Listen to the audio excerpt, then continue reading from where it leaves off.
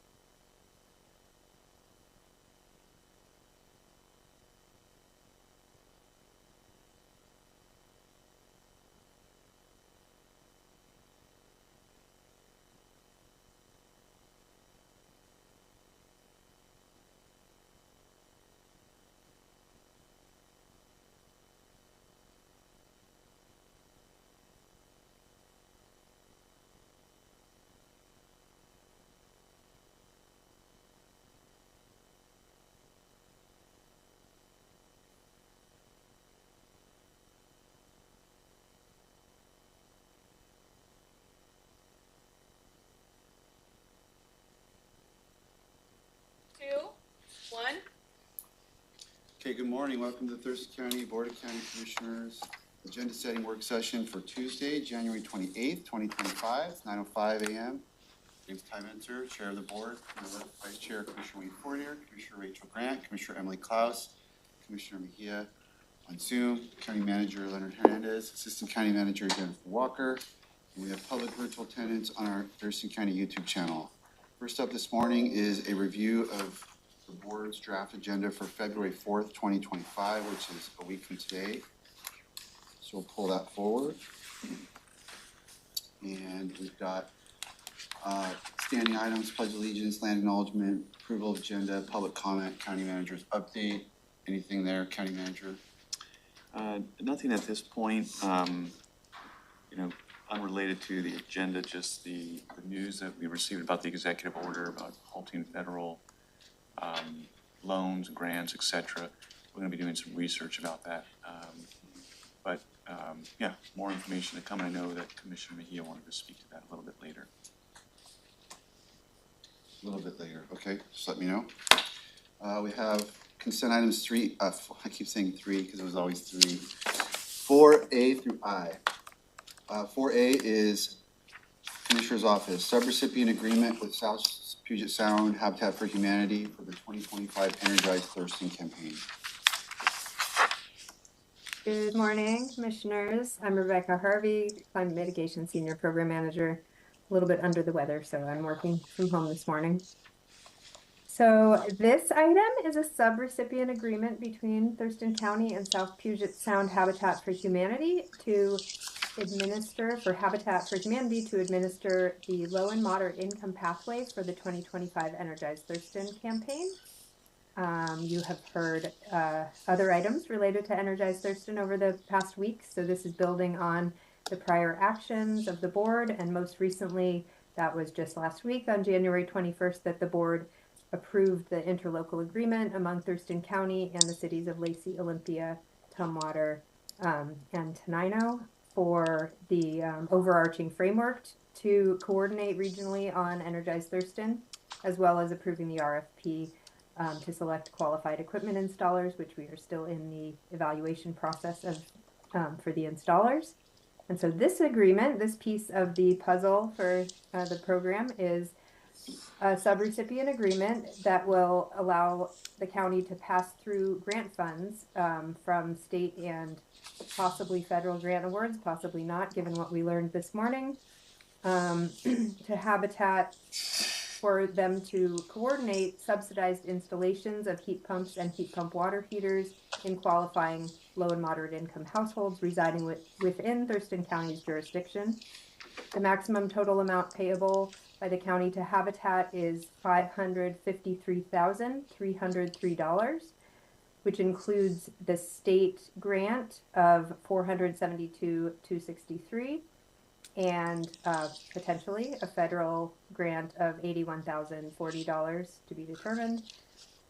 Habitat will retain 12% of the state grant funds, which is just under $57,000, to cover their operational costs and staff time, which is an allowable cost of that grant.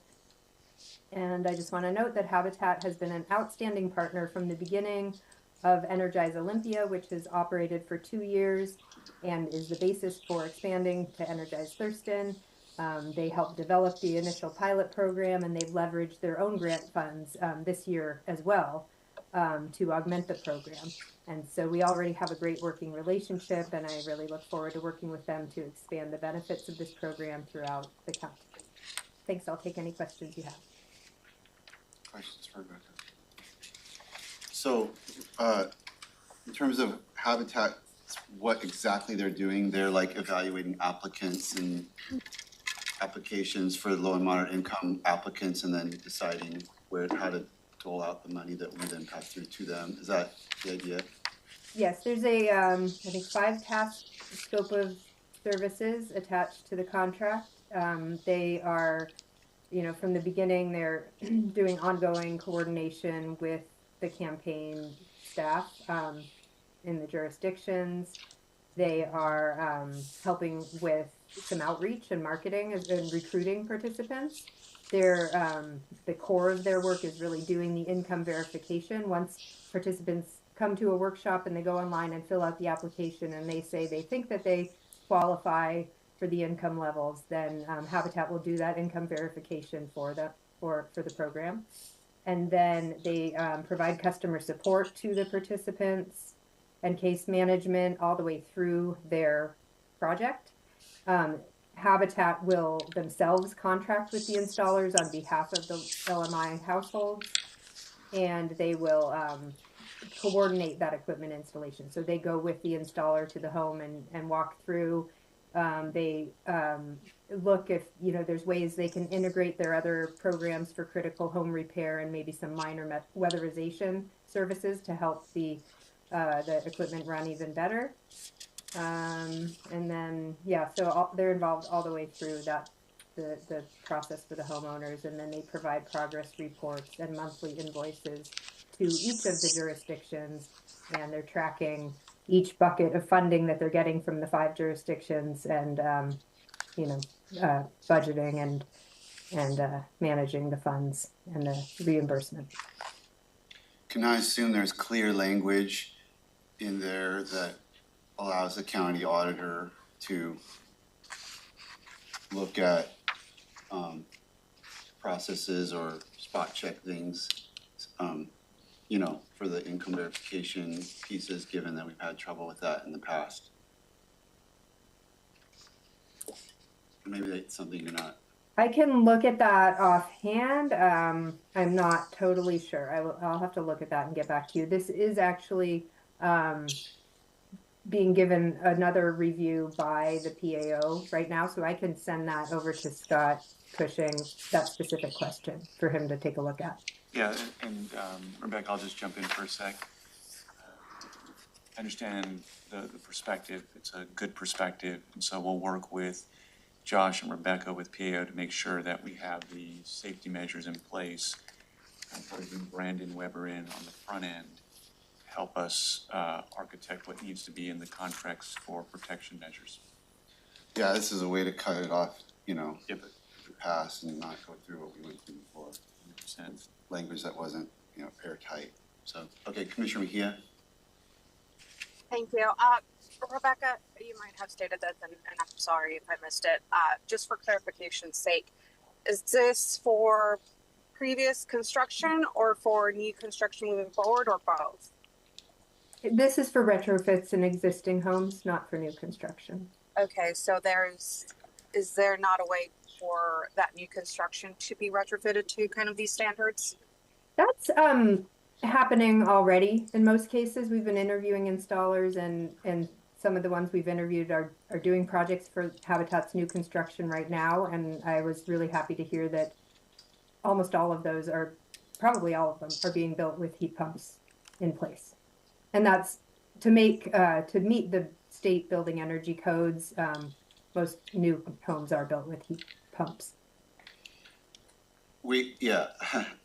I know more about this than. Yes, you do.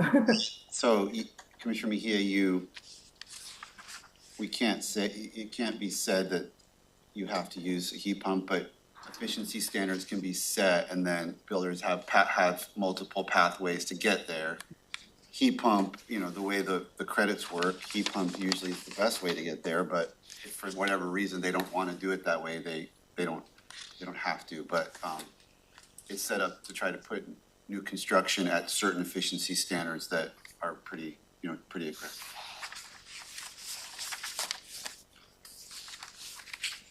Thank you. Okay, thanks, Rebecca. Thank you all. Appreciate that. Item 4B is a resolution to reclassify position from Public Works Senior Civil Engineer. HR's here, Maria Ponte. Good morning. Good morning, Commissioners. Maria Ponte, HR Director. And I'm here today presenting a request from the Public Works Department to reclassify a vacant FTE to the classification of a Senior Management Analyst, which in their department is their budget manager. Key duties for the position include oversight of a financial team of 12, budget development and monitoring, their capital improvement program coordination, financial forecasting and modeling, strategic planning and improvements, and also leading the TC Connect implementation. partnering with financial services and the budget office.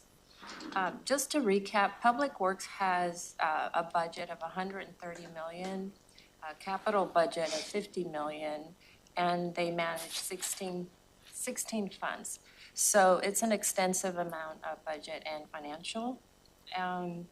The request is to reclassify a vacant position. It's a senior civil engineer. At the top pay, that's $10,050. And so this budget, the funding change will increase the position to $10,442. And funding for the position will be distributed among the following funds: roads fund, solid waste, stormwater, and some minimal amounts from the sewer and water utilities. So with that, I'd be happy to answer any questions you may have. Can you repeat the job that it's going, it's a engineer two, what's it called? It's a senior management analyst with the working title of budget manager. And how long has the position been open? Do you not have that? Do you know, Karen, how, your senior civil engineer? Is it okay if she comes up? Yeah, absolutely. Your new title. Good morning, Karen Reese, Public Works Director. So the question was how long the senior civil engineer had been open? Yeah. I believe that was, and I'm gonna look to Matt to confirm this, I believe this was a new position that we received in the last budget cycle. But since then, we've continued to always look at our programs and figure out what those organizational needs are. And so it was to be used for pay preservation primarily. And we've moved those duties to an existing senior civil engineer position with some assistance from a civil engineer. And so reassessed our needs. And then again, the piece of this that probably didn't come out in that clearly is that I had in my role as assistant director, when I was hired as a senior management analyst, and I spent 6 years in that position, and we reclassed that position to the assistant director position. And I was in that position for 2.5 years about. And so with my movement into the director position, we really need that skill set brought into the organization. Because I'm not going to wear 3 hats. Okay, any other questions for Karen or Maria? Nope, thank you. Thank you. Next up is for C, also Public Works, resolution and call for sealed bids for furnishing a supply of various asphalt materials. Good morning, Commissioners. I apologize, I'm having issues with my camera, but Mike Lohman, Road Operations Manager. And Public Works is requesting the board approve the resolution and call for sealed bids for furnishing a supply of various kinds of asphalt and road maintenance materials to the Public Works Department for annual road maintenance activities. This call for sealed bids is to furnish Thurston County Public Works with the supply of various kinds of asphalt and road maintenance materials for annual road maintenance work. On a yearly basis, the Road Operations Division requires different asphalt materials to perform road maintenance activities. The actual amount of the material fluctuates during the year, and the purpose of this bid process is to secure the best unit cost for each material. I'm happy to answer any questions that you have. Questions for Mike? Nope. Thank you, Mike. Thank you. Item D, right-of-way vacation on a portion of unopened right-of-way in the plat of West Olympia. Good morning, County Commissioners, County Manager. My name is Matt Unsman, Thurston County Engineer, and on the screen I'm joined by Melanie Rebellia. This item is requesting the Board of County Commissioners approve a resolution to vacate a portion of right-of-way in West Olympia. A vicinity map is included in your agenda packet, but this strip of unopened right-of-way is near the intersection of French Road and 28th. To give you some context, French Road comes off of Cooper Point Road. On November 14th, 2024, a public hearing was held regarding this vacation. No public comment was received. The hearings examiner considered the criteria and determined two things. One, the right-of-way was never opened or used for public travel. And two, the county lost the authority to open the right-of-way pursuant to RCW 3687-090 because the unopened right-of-way was dedicated to Thurston County on October 16th, 1869, and was not opened and improved upon within 5 years. 5 years.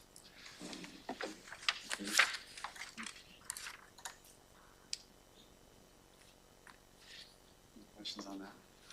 I don't even know what to say. Yeah, I know, it's speechless.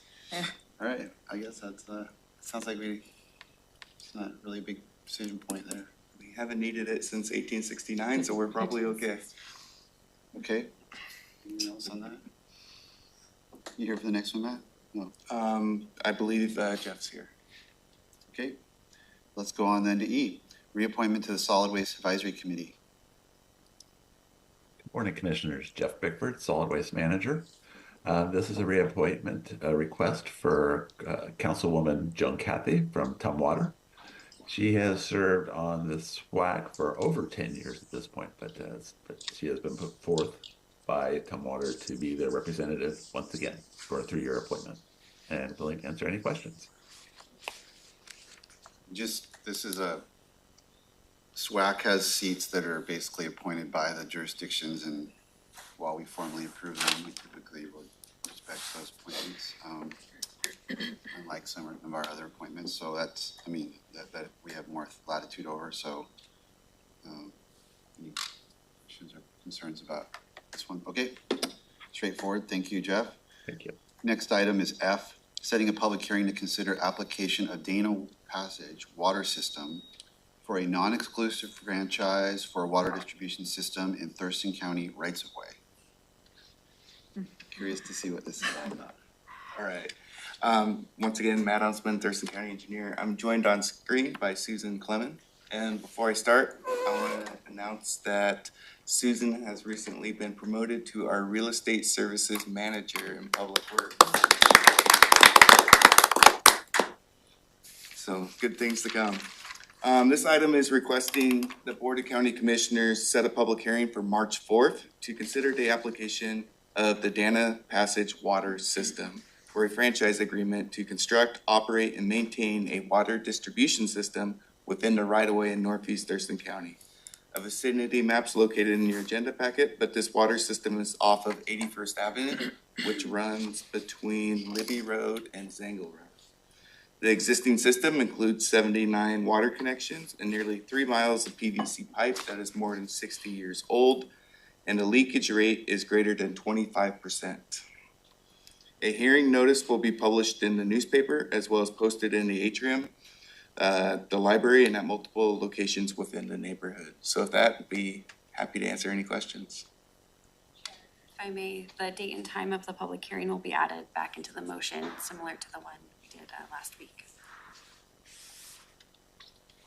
Should we hear what's the, is this, I mean, I know you and I met with representatives of their system and they were trying to raise money for making repairs. Is that something they've been able to do, or? Well, this is part of the process of them being able to do that. So just for those who don't know, this is a private system and it is owned by the HOA in my district. And they are needing different upgrades for that system. And because they are private, they don't qualify for several grants. They were, the PUD used to run that system beforehand, and they had the rights-of-way access piece. But since they went private, it kind of just went under the radar that, you know, they didn't know that this was something they needed to do. And now as they are seeking different grants, this is one of the requests that is needed for them to be able to apply for those grants. So this is just another step in the process for them to be able to access those funds. And I also want to give that perspective that, you know, we want to be helpful to them because we don't want to be in the same situation that we've been in the past with different private systems that now are managed by Public Works, because, they couldn't manage themselves, basically. And I know these residents are very motivated, and they're really wanting to find a good solution. They're wanting to be good partners with the county. So, I'm glad that we're moving in this direction, and that we're helping them get across this finish line. Okay, thank you. Yeah, that filled in what I was wondering about. Okay, so if that's all good, then we'll go on to item G, sale of tax title property via private negotiation to David and Kimberly McClure. Eric, morning. From the treasurer's office. Can you hear me okay? We can hear you, but your volume's a little low. Oh, hold on. How about now? Better, yeah, thank you. All right. Eric Sullivan, Revenue Officer for the Thurston County Treasurer's Office. I do all the tax title properties, foreclosures, and just to go over what tax title is so everyone understands, these are properties that reverted to the county in trust as a result of not being sold at a tax foreclosure sale. I know there's three items right here, G, H, and I. Do you mind if I just go through all three of them? Because I'm the next person. Okay. Cool. So all three of these are requested to be sold as a private negotiation. I do want to say that starting in December, the county started sending letters to adjacent property owners, and these three are all in response to those. So it is working. We're doing about 10 at a time because they do take time to work out. So all three of these will, if approved, will get back onto the tax rolls, and taxing money will go back to the taxing districts. I do want to state that the last one, I, has been tax title since 1937. All right, Commissioner Edwards would be proud of that. Any questions on these three? All right, good to go. Thank you. Thank you. Okay, now we're up to a department item, which is 5A, Public Works, contract award for Johnson Point Road and Hawks Prairie Road intersection improvements project. Matt Huntsman, Thurston County Engineer. This item is to request approval from the Board of County Commissioners to award the contract for the Johnson Point Road and Hawks Prairie Road intersection improvements project. A total of 11 bids were received for this project in response to a call for sealed bids. The lowest responsive bidder is Active Construction Incorporated of Tacoma, Washington, with a bid amount of $2,174,174. This is a good bid. The engineer's estimate was 2.7 million, and the second low bid was 2.23 million. The project will construct a roundabout at the intersection of Johnson Point and Hawks Prairie. This roundabout will lessen traffic congestion and improve the safety of the intersection as well. The construction funding package includes $2 million of federal funds through the STBG program, and the remainder of the cost will be funded with transportation impact fees. STBG. Surface Transportation Block Grant. That money's still there? That money's still there. Sure. I'm sure. Questions? Nope. Thank you. Thank you. Okay, we'll have our commissioner report to the community and whatever commissioners would like to report, and then we'll be adjourned.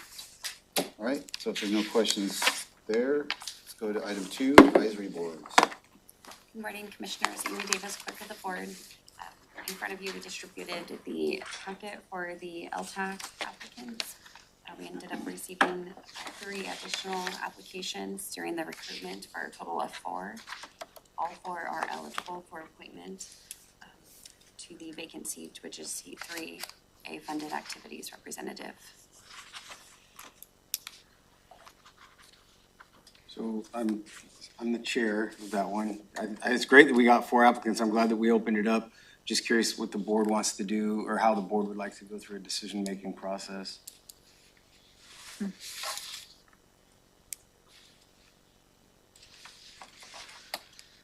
Thoughts on how to Yeah, select our thoughts? board?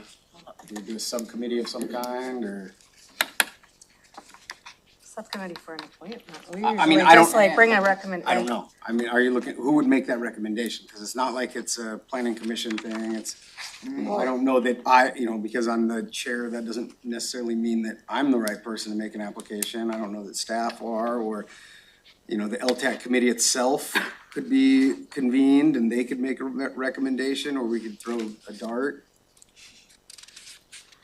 Well, why don't we do this for other committees where the LTAC committee does a recommendation, just, we do that for other committees and, they recommend their top. I mean, looking at these,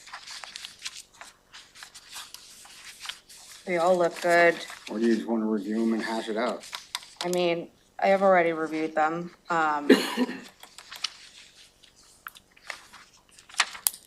So I'm okay with either one. Like, I'm okay with LTAC making a recommendation to the board and, or I'm okay with hashing it out right now. But I'm not sure how the rest of the board feels. If we're gonna hash it out, I'd like another week because I haven't had a chance to review them in the detail that I'd want, if we're gonna be sort of. Okay, I think like the LTAC committee, they don't meet very often, and sometimes it's not always easy to get together, so to get them to get, I don't know that they would have like much desire to get together just to decide on a person. They'd probably be happy with us, figuring it out. Okay, then let's wait till next Can we week. wait 1 week and then we can just debate it? Sure, and I'm interested in knowing, the vacancy says funded activities representative, so what does that equal? And I'll look that up before next week, but. Funded activity ever or right now? It's pretty vague. It's like if you participate in any type of activity that's funded through this, then you qualify. Okay. Is kind of the way that, what's that? That could be. Could be funded, It's so. basically like a user Oh, okay. of the program. Okay. So in the meantime, are we still accepting applicants? All those 4 applicants are, by the way, users of the.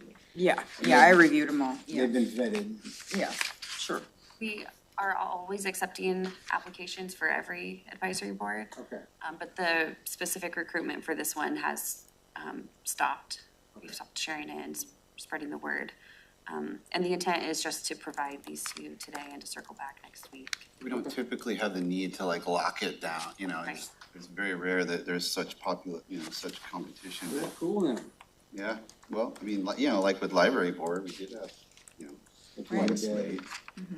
We need to visit that again, don't we? It's in process. Yes, we've put out the request for applications and we're starting to receive them. So that's out right now? Yeah. Is that something we can help spread the word on?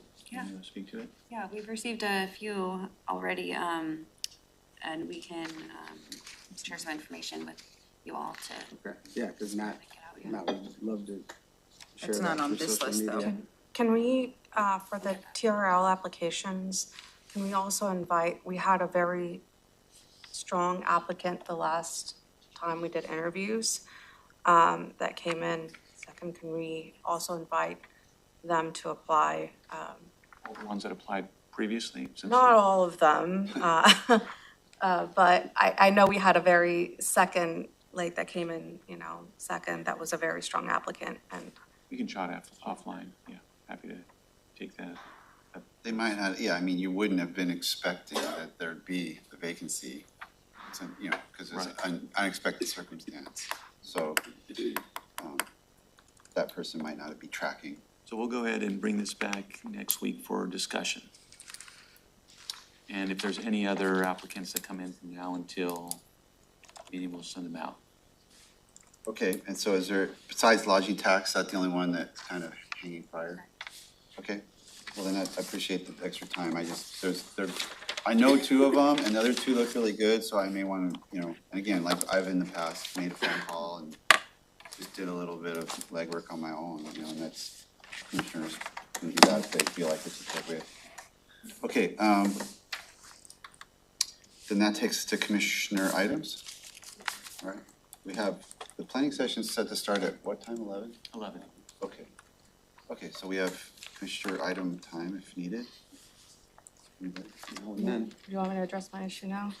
Okay, since the county manager highlighted, and the county manager has sent out an email just based on the executive order, and there's been articles that have come out in regards to the pause on federal dollars to various programs. And so I guess my request, I have two requests.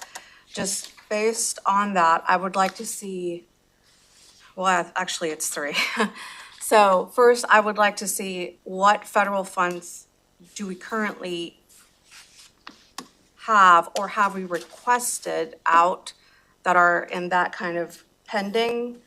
And what federal funds do we have that we have not yet spent? Because I expect that the next thing that is going to happen are going to be clawbacks on funding. And so just so the board is aware on kind of what federal funds we do have that we have not spent yet, and maybe timelines on those projects would be good.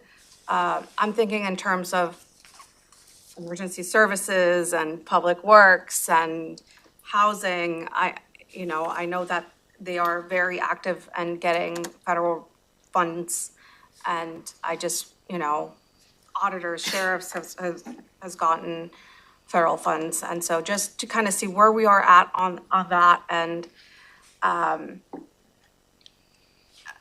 I think it's just good for the board to know where we stand. I know that it's going to be kind of like a heavy lift to get that information, so I just wanted to give. Yeah, we'll start. Yeah, just so we're at least aware, and then if there are clawbacks, that we are in some sort of way prepared.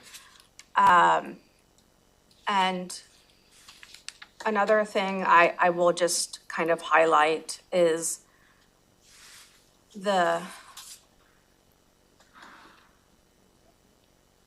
we need a federal lobbyist. I thought we were going to be able to survive without one. I was a big proponent for it last time, and unfortunately, the company we had didn't kind of work out, but as we were going back out for it, I was like, well, I think maybe we can, balance this on our own based on the multiple executive orders that are coming, not knowing how this is going to be affecting us, not knowing if there are going to be clawbacks, not knowing.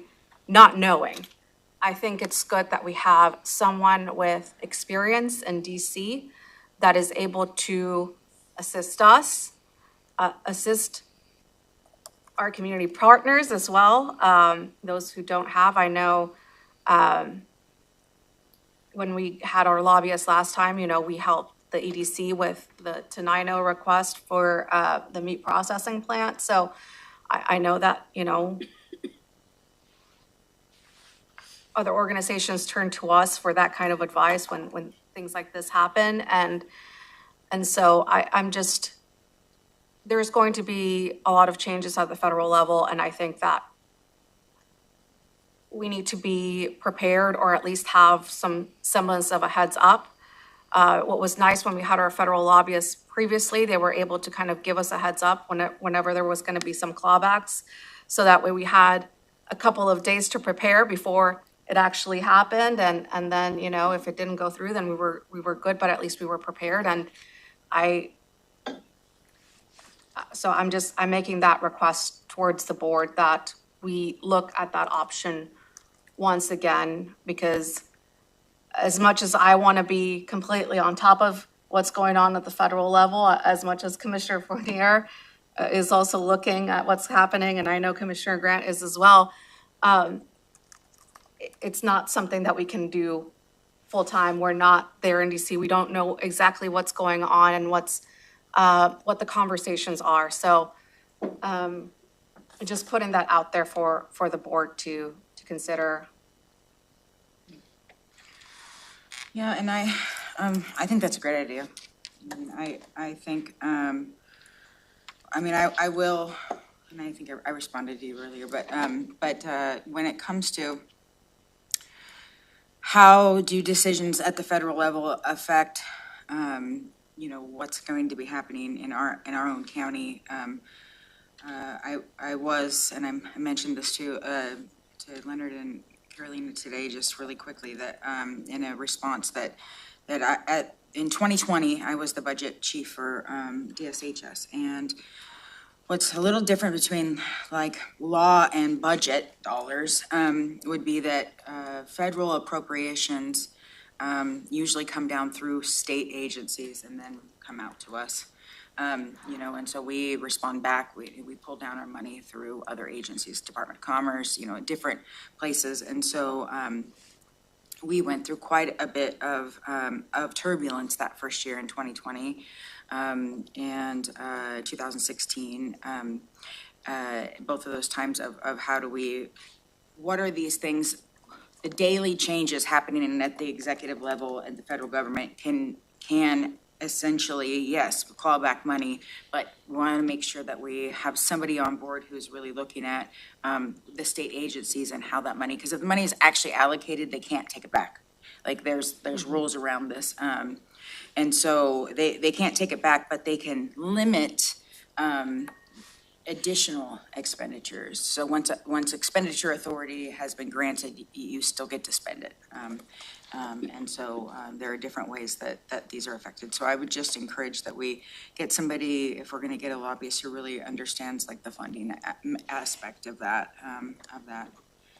And yeah, absolutely. I think we will take a look. Wasn't there, like, remind me, like when we were going for our previous firm, there was sort of, I want to say there was like one or two, like options that we had before us. I mean, is there expectation that we can reach to other entities that can help in a way that we kind of failed with last time? Yeah, so the first time we went around, there were 3 firms, Gordon, Honeywell, and Tom, yes, I can always get their name wrong. And as well as Strategies 360, and then there was a third one, I do not recall their name right now. The second time we came around, there was only one that came forward. And so I'm thinking that we're just going to have to kind of broaden our scope a little bit more in terms of, and I've heard from other lobbyists around, and as I've attended NACO in the past, I've also made connections and letting them know, and they sometimes will send me information here and there where I'm able to track some of these things, but something we could work on when we go there. Yeah. Yeah. I think there's logic in what you're saying, having somebody that's got a finger on the pulse, because I mean, like, it seems like everyone's flying blind right now, but I mean, that means I think we're in the same boat as everyone else. So it's kind of, just like, I think like last time, there's gonna be an element of like, what next? And, every day is a new adventure, but it seems like this time there's gonna be more, like, there's more serious implications, because it's not administration through Twitter, it's actual administration this time that'll have like far-reaching effects that we need to be absolutely in tune with. Yeah, my perspective is, if the board gives direction for us to go back out for lobbyists, that we look at why the first search was not as successful. Getting a firm that doesn't have a lot of experience is not something that would be viable for us, especially if they don't have county experience. Now, counties draw down money uniquely from the state, so we want that. And not being disparaging of anyone that applied, but I know that our former assistant county manager, Rob Gelder, was hoping for a lot more submissions and was quite disappointed. So we're thankful for those that were interested, but if there's direction today we can look at the RFP that we put out and figure out how do we need to strengthen that, which may require me to come back to get some direction from the board, because it may have to do with our scope or the value of the contract to gain the interest of firms that have that level of experience. Yeah, and I'll just piggyback that, I mean, I said this last week or the week before that I'm also concerned about our own state lobbyist.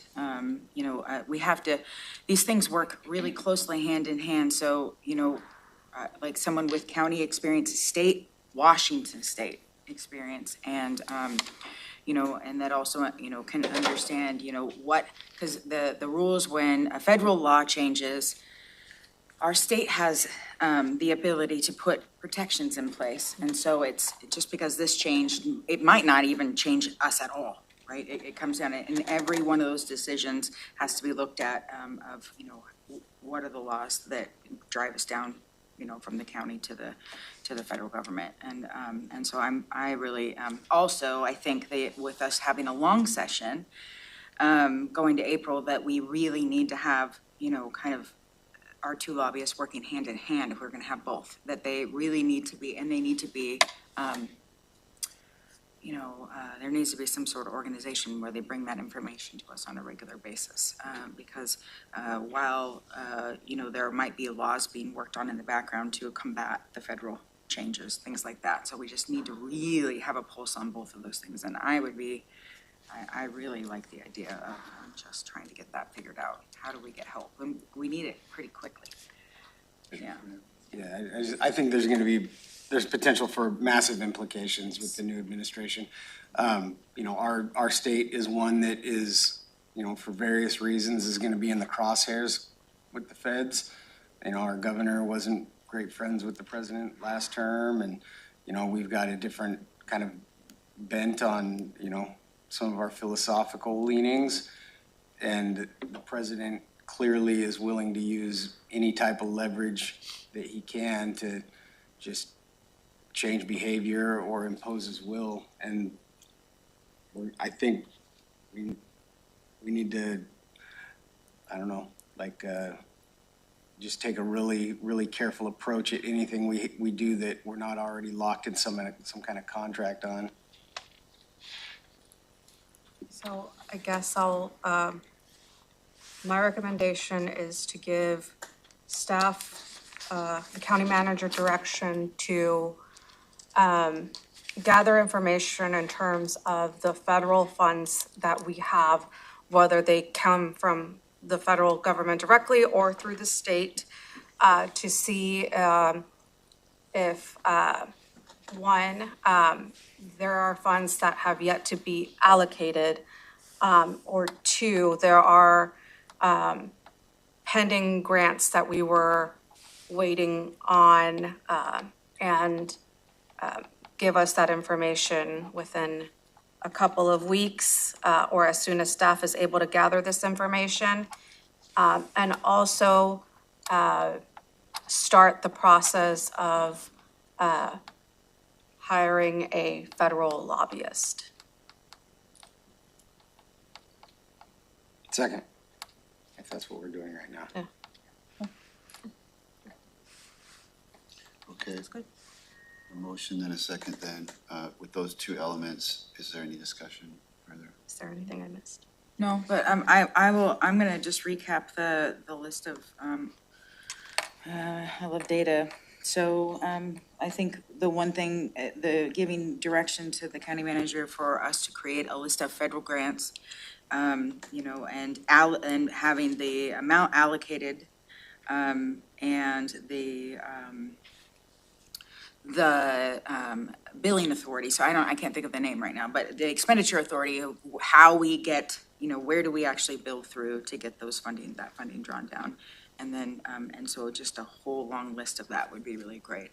I mean, and it's not just like when we're thinking about this too, federal money is, like the Thurston Mason BHO and the, all of our partners who are getting funding too, that's also, 90% of, the funding is going through. TRPC, like I'm Yeah. thinking they just Yeah. let out all these grants and I'm like, Yeah, but What I would suggest, Board, just for the sake of addressing the immediate issue, is to focus that motion on funding that's going to be impacted by the executive order, so that our staff can quickly get to work and figure out and give you an inventory of here's the funding that's going to be affected by the executive order. Here's to what Commissioner Grant said. Yes, it's in jeopardy because we don't have expenditure authority, or there's money left over, or no, we don't believe it's in jeopardy. We need to be rounding that up like ASAP. And what are the, what are the timelines? So, I mean, I would assume we have, our budget office has a list of federal, if it's federal or state. It gets or confusing local. though too, because some of it Yeah. comes from federal and goes through the state and then gets filtered through this. and- No, yeah. So it's like, there's just three authorities, right? Federal, state, and local. And like when you make a budget report, it should be like, here's the name of the thing, and is it local, state, or federal? And so then there should be a nice long list of, these are the ways that we, fund our budgets. So, I mean, that's, I'm sure that, people have that in the background somewhere. So I'm interpreting that as a clarification of Commissioner Mejia's motion and not inconsistent with it. Is that? It's just a clarification. Okay. And so with that clarification, any other discussion? Call for the vote on the motion. All in favor, say aye. Aye. Aye. Aye. Motion carries. If I need to make a motion to this. So until we have some type of person to keep their finger on this pulse, is there any intention to appoint a person or staff member to keep track of these executive orders by the day? Because, somebody I feel should be keeping a tally on what the latest and greatest thing is that's. Yeah, I'll work internally with our leadership team to kind of work that through. Should be most likely the budget team that will probably work with Summer on that. But I'll get back to you with an email in the next day or two. Okay, thank you. Okay, another item anyone has this morning? I have one. Let's see, I kind of have a bunch of stuff pulled up here. It was regarding just like the legislative process, which I know we're kind of discussing, but I received an email from Commissioner Mejia's EA on HB 1239, which is about the retroactivity on the juvenile points bill that passed a couple years ago. And I was wondering if we could, so what's the process of adding bills to the tracking list to receive updates? That was one question I had. And do we have access to that bill tracking list? So the process of adding the bill is our interaction with our lobbyist and what she's tracking. I think the email was sent to you because you had asked a question. And so the lobbyist, we worked on the back end to get that answered for you. If you have any more questions on that, we can circle back around. And You can flag them through the state system to where you can receive updates. Yeah, I know that because Commissioner Grant told us about that, but the question in the email was if the county wanted this bill on its bill tracking list. So that's what made me curious about any sort of internal bill tracking list that we might have. Well, no, that's the question is coming from the lobbyist, that stuff that she's tracking as important to the county. So with your question, I think it triggered her saying, hey, should we be paying special attention? But to the larger discussion, we're looking at that process to just overhaul and get our state lobbyists a lot more connected. Recent situations just have shown some gaps in that, and I've looked at the contract over the weekend, and I think there's an opportunity for us to improve some of that interaction. Some of the things that Commissioner Grant was talking about, we just need a closer connection between what our county priorities and what our state lobbyist is tracking and how we're getting that information, how it's flowing back to us with more advance notice. Okay. I mean, just to weigh in a little bit, like, I think that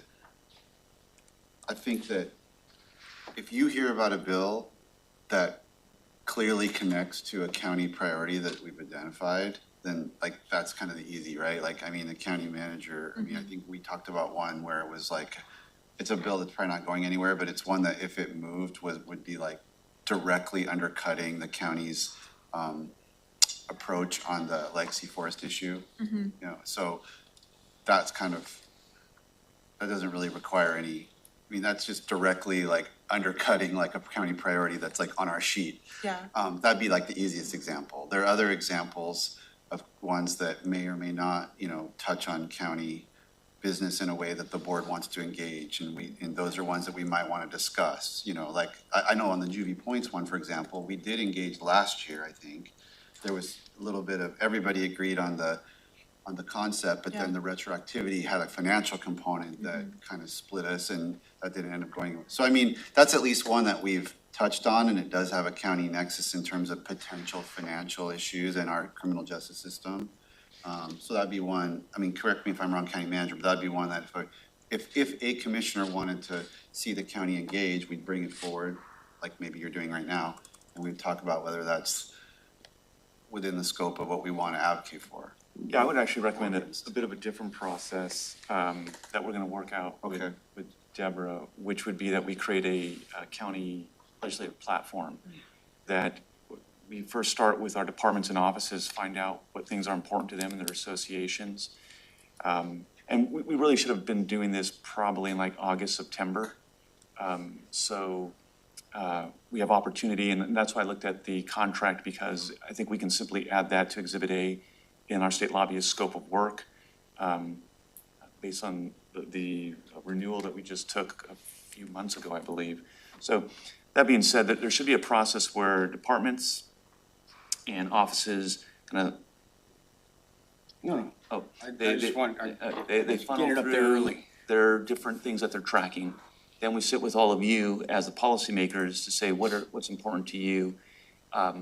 Deborah should be involved in that. We put together a platform that then authorizes, that the board approves, that authorizes the lobbyists to go and start advocating, so that because right now where I see the problem is, by the time a bill gets noticed to us, then we're scrambling to figure out, are we going to support or not support, get a letter, and there's all that little back and forth that is last minute, and it doesn't put us in the best position to have the relationship building we need to with lawmakers.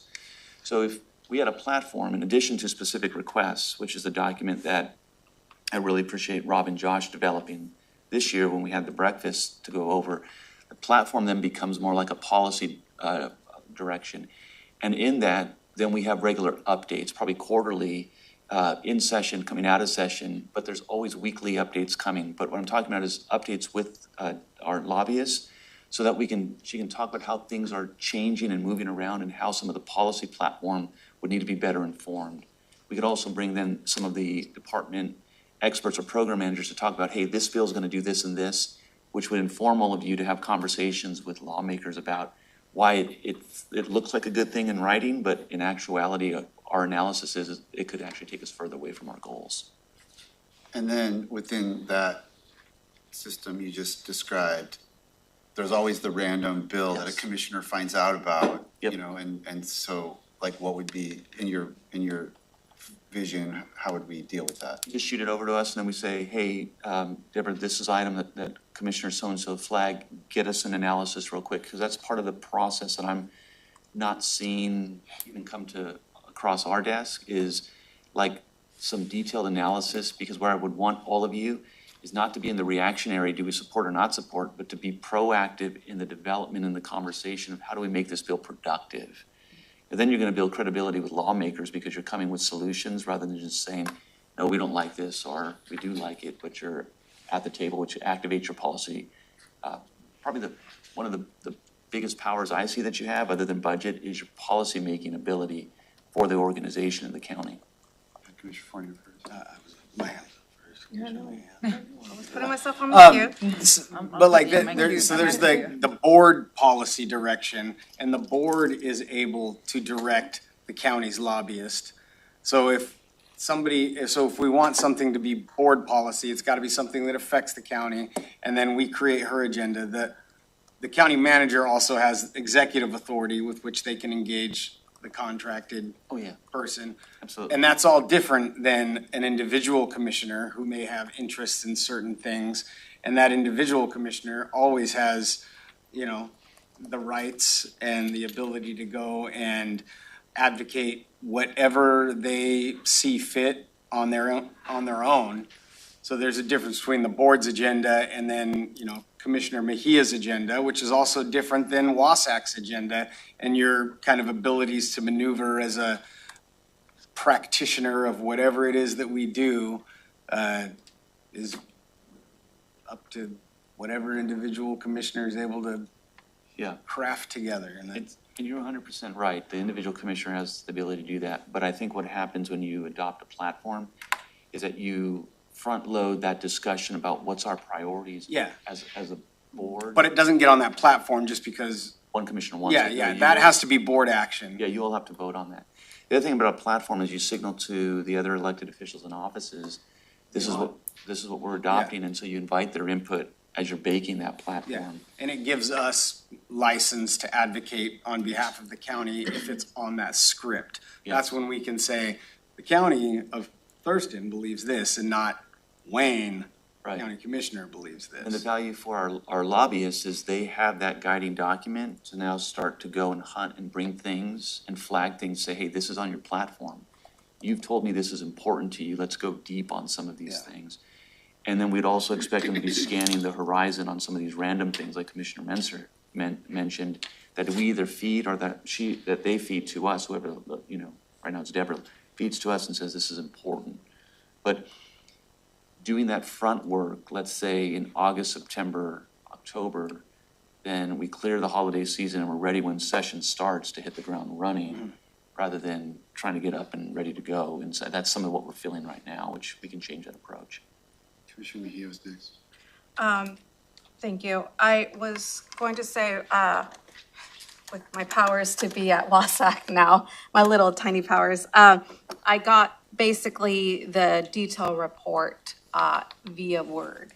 And that's basically all the bills that affect all counties. And one of the things that I was going to work on was sending that information out and seeing, right, like as a way to track if Leonard could send it out to departments, right? Like, because it's separated by public works and land use and all these different things. And then departments could be like, does not apply to us, or actually this applies to us, and have a semi-mock tracking. And then as new bills get added, because of course Wasac adds all the bills that affect all counties. And so there are some bills here that do not necessarily affect us, but it's a good way for at least for us to have a heads up on what's coming, and, you know, for department heads to also be engaged in a way of, this bill will affect my department, just a heads up, and that also would give all of us a heads up on things that could potentially affect us in the future. So just working on that. It's a 51-page document, so it's taken me a little bit, so. I think as a bridge plan, that's a great approach. You know, we got to do something in this session right here and now. And we're already talking internally about connecting deeper with Deborah, so we can come up with an approach that gets us what we need for the rest of the session. Commissioner Grant. Okay, so, well, the ledge breakfast, I thought we have a platform. There was a legislative priority, that was handed to us, so that's where I was like, okay, I thought we had a platform, but we don't have a tracker. Is exactly what? Well, I think there's a difference between the priorities we set and then working with the organization wide on a more defined platform. Or yeah, This platform would have to be broader. I mean, Yes. that sheet is like, these are where we're gonna put our political capital as a county, like to try to advance, because we think it's either super important or it's like ripe for just, you know, it's like, it's strategic.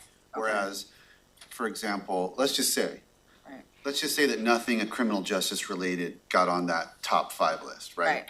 But we run the justice system. Everything that relates to criminal justice and especially finances is of importance to this county. Absolutely. So you'd have to have like this platform we're talking about. I don't know Yeah. exactly what it'll look like, but it would have to include, you know, things that would transform criminal justice issues in a way that would at least financially hit the county. Yeah, absolutely. So I mean, you know, like it has to be, we deal with a really broad range of stuff, and that one sheet are like, these are what we're strategically think we can maybe get some headway on because it's so important or it's so close to the finish line that we want to put our capital there. But there's a much broader array of bills that we got to track and be aware of and potentially weigh in on it from time, or be ready to weigh in. I think I think Deborah's doing some tracking. We'll start sending that.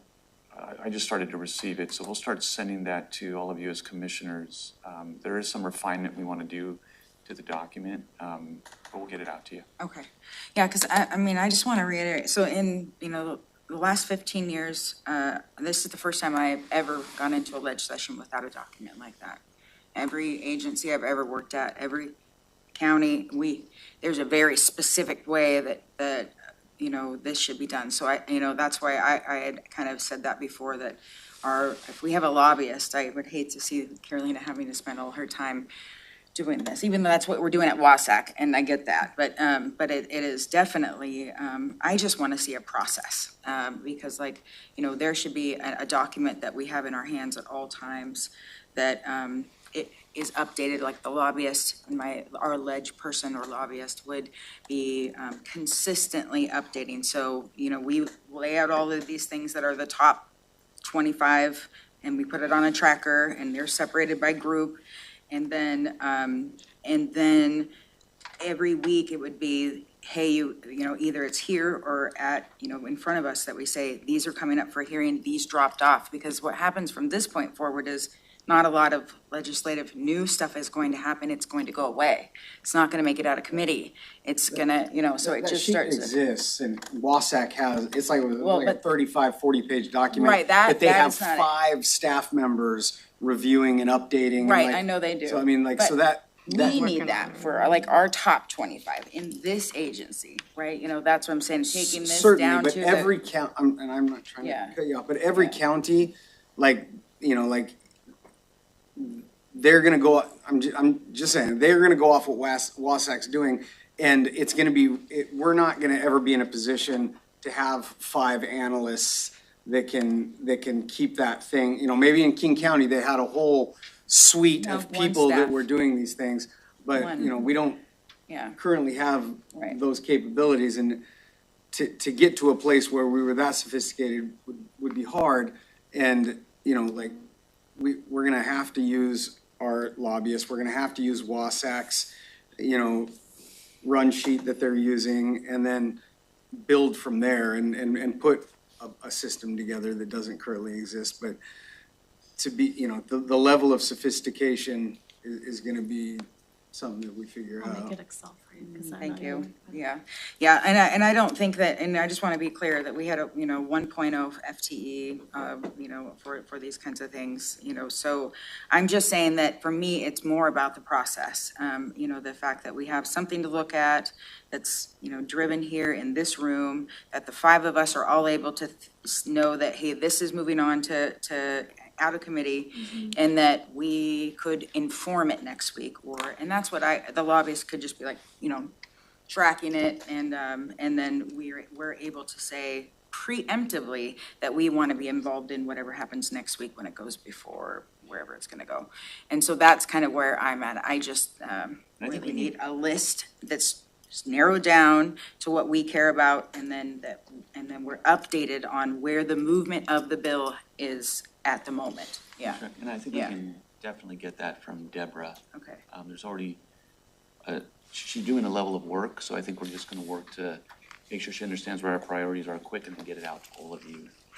And then we can refine that tool so that it meets the needs of this commission. Sure. Commissioner So thanks for your perspective. I was gonna say, we kind of had a process really similar to that when Rob was here, and he handled that for us. I know he had a really specific skill set, that we can't just, you know, probably put that on someone who's already here. But we had that, almost that same thing, where every week Rob would go over all the bills that were part of our priorities as a county. But he also was able to, you know, individual commissioners could say, hey, Rob, can you track this for us so it comes before the board on a weekly basis? Not necessarily to add to the county's priorities, but just so that we could keep track of the things we were interested in. And that was really helpful. So I don't think it's as heavy of a lift as, it might sound to some folks, but. Yeah, and and I brought this up before, the county manager, Ramiro, used to do that, and I thought it was a little over laborious, and I was sort of hoping for a slightly streamlined way of approaching it, and I've talked to Leonard about that, but I mean, it's been done in that way. And like Commissioner Klaus said, I mean, pretty much any commissioner that said, I want to, didn't mean the county took a position on it without a vote, but just to have it tracked, it was kind of pretty wide open. But just to make sure that we knew, where things stood. But I think that I'm open to the county manager's approach because it was an imperfect system for sure. We just need to make sure we capture the essence of it. And Rob was working with Deborah. Thank you, Commissioner Klaus, for highlighting Rob's efforts, because I thought he was doing a good job. He was working with Deborah, so we can put that back online. I think with him stepping out right before the session started, is probably what, I mean, if he was here, I don't think anyone would have seen a blip. We were just keeping track and stuff. So we'll get the tracks back together so that we can keep moving things forward. Okay, any other commissioner items this morning? Okay, hearing none, we'll be back at 11. We're adjourned for today, or for this morning. I was gonna say,